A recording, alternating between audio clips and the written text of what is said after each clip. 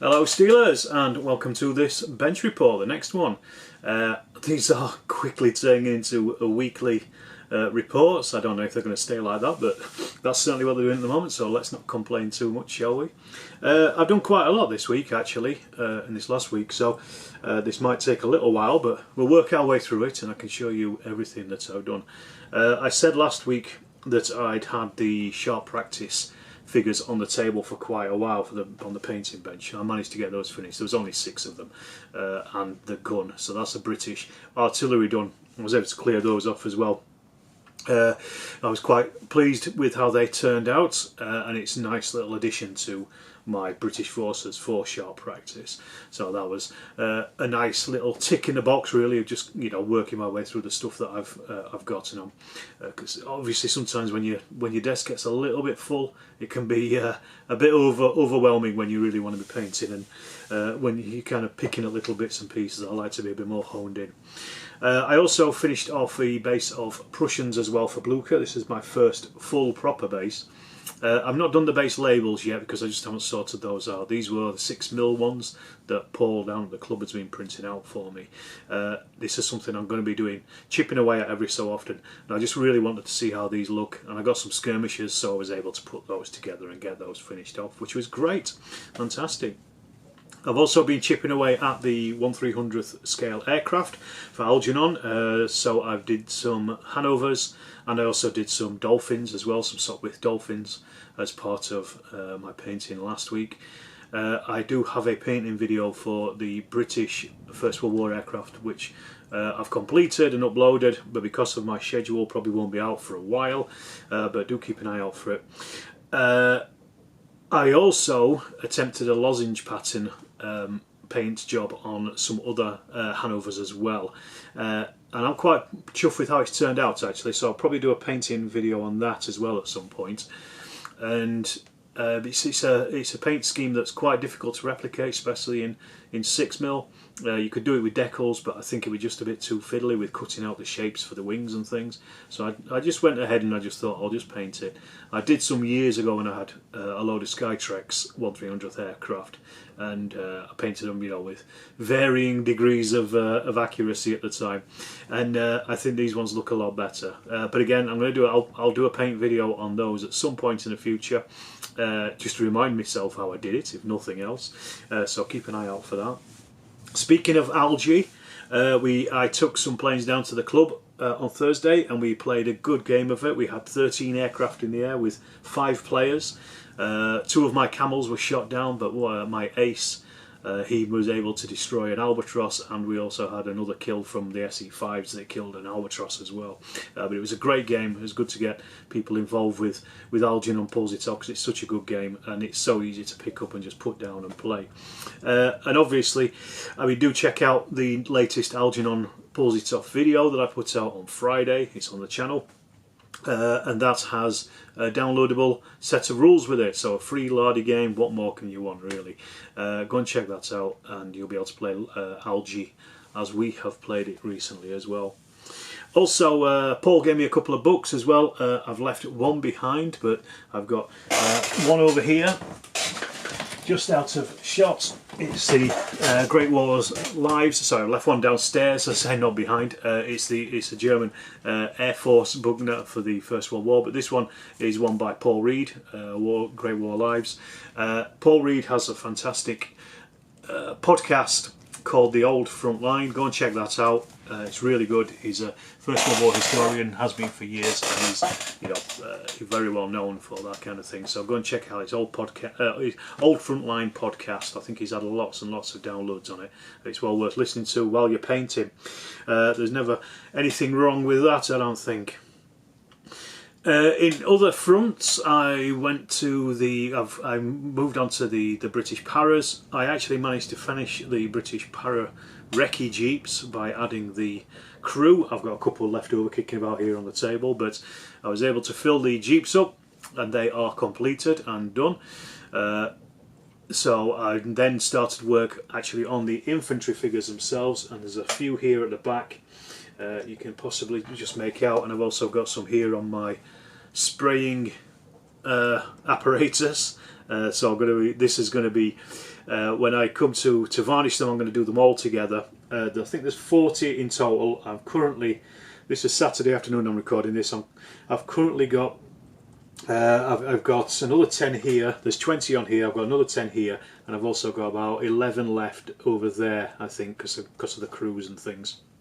So there's a few left to do, but I don't think I'm going to get these finished by the end of the weekend, because I'm meant to be having a game tomorrow on Sunday with a pal. So I'll probably not get a chance to get these finished off tomorrow, but I'll certainly have them finished by the early next week. So that's why I've not done any close-up shots of them for you, but I will do in the next updates when I've actually finished them. And these are obviously all for chain of command. So I'm currently working my way through them, and as I say, one of the great things I got sent through this week was some Winsor and Newton Professional Arts matte varnish, my Lord and Saviour. That's why I'm kind of waiting for these so I can spray them all together. This is without a doubt the best, as far as I'm concerned, the best varnish you'll find on the market. It's not cheap. This comes in about 16 quid a bottle, I think, but it does go a long way, and it is without a doubt I've never had an issue with it. I've sprayed it in all kinds of conditions. It's never frosted. I've been using it for years, and it is brilliant. Unfortunately, just before Christmas, the supplies of this stuff were just running out completely, and I just couldn't get hold of it, which is why I had to go to brush on stuff from Vallejo. So I was using that for a while, but I managed to be able to pick up a couple of bottles of it, so that's something great. And as I said, I was working my way through the paras. I've still got another, I've only used 40 out of the 140 in here, but I've been working it out, so that basically gives me another force of these for O group, because you need about, I think it's 81 figures in total if you're doing 3 men per base for a battalion for O group, and then obviously you need like company commanders and things like that as well on top. But they will be, if I buy another, I think it's another 20 or 30 figures on top of that from maybe Peter Pig. Just it's going to be 3 or 4 sets from Peter Pig. I will have enough to work on an O group battalion of British Paras, so I could do some Arnhem fighting with those as well. So I will have both for chain of command and for British Paratroopers. And what's helped that is a delivery again from Warbases, really quick. Ordered these very quickly. These came through. I think I ordered them on something like Tuesday. They came through on Thursday. Just a load of Flames of War small bases, which I'll be using for O group. Mount 3 men on each of those. There's plenty in there. I got loads and loads of them because I want to do the box of Plastic Soldier Company Americans that I've got as well.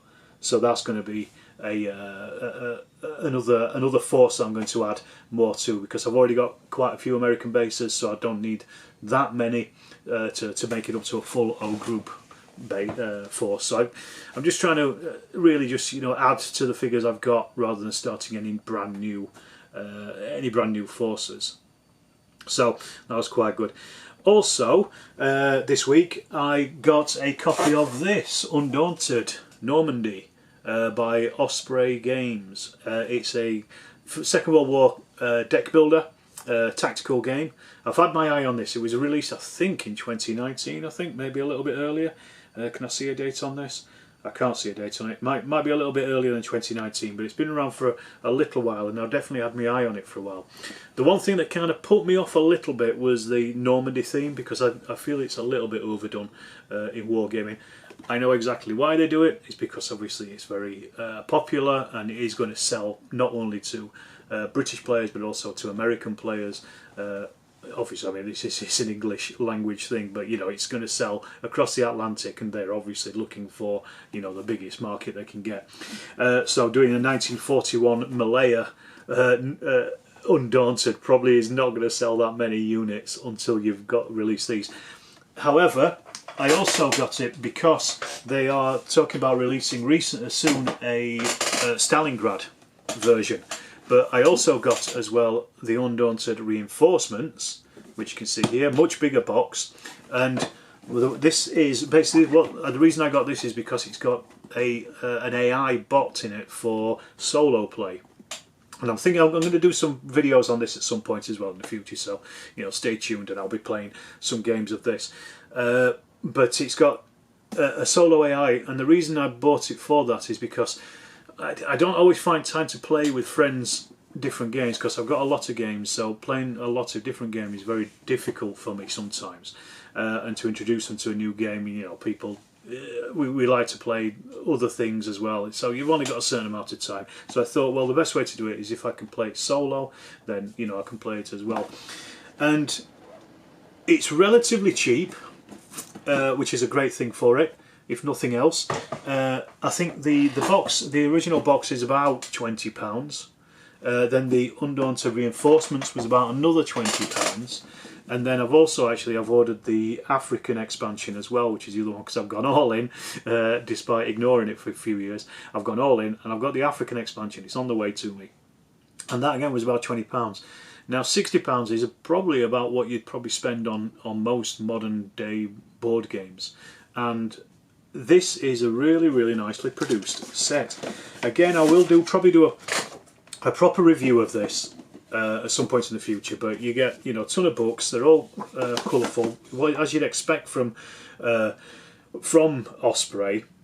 Really well illustrated, and as I say, I'm not going to go too much into that, but just the thing that really struck me is the fact that it actually comes with an organiser.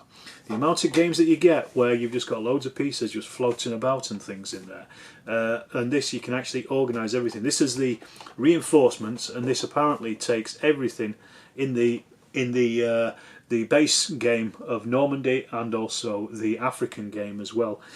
So that's great. That's something that really, really speaks to me. I love organisers, and I love having my games organised. So that's something that's a big feather in its cap. Definitely, and I say a good price as well, of about £20. I've seen a lot of people, it is a board game, but I've seen a lot of people using miniatures in this as well, so you could do that as well quite easily, and it's a deck building game. But as I say, I'm going to talk more about that in a future video anyway. I don't want to talk too much about it just in this one, but it looks like it's going to be a lot of fun, and I'm looking forward to diving into it. Then the other thing that happened, which has just happened on Saturday, Antholonica Wargaming, which is a British company. They produce a lot of modern police forces and special forces kind of figures. I think most of them in 28mm. Check them out, I'll put some links in the description. I entered one of their competitions just late last year. For a terrain piece. I put in one of my shed that I'd built, a scratch built shed, and it won me £50 and a figure. The figure is on the way, and I've just got my £50 prize, so I'm really chuffed with that. So yeah, go and check those out. They're a small company, but they could always use your help in buying some of their stuff if you're looking for spec forces or police forces for modern stuff. As I say, I'll put their description down in the links below, and thanks to Lawrence for choosing my my video as the prize winner. And then finally, for this one, I'll wind up here because we're closing in on 15 minutes at this point. I've actually set up a Storm of Steel Facebook group as well. I've got a page, but I've also set up a group, so it's a little bit more interactive. So if you want to go and join that, just have a look on the Storm of Steel Facebook page. You'll see a link to it. You could actually just search for it as well, Storm of Steel Wargaming, it's called, the group. It's a private group, so join it. I'll approve you. Obviously I'll keep checking those to see if you won't be waiting around too long before approval, and please do invite anybody that you think would benefit from it. It's just a place to go and have a chat about wargaming and a little bit of a quiet spot out of the madness that is the rest of Facebook. So that's really about as much as I can say for this week's. Tune in again next week for the next update, and I will see you in the next video.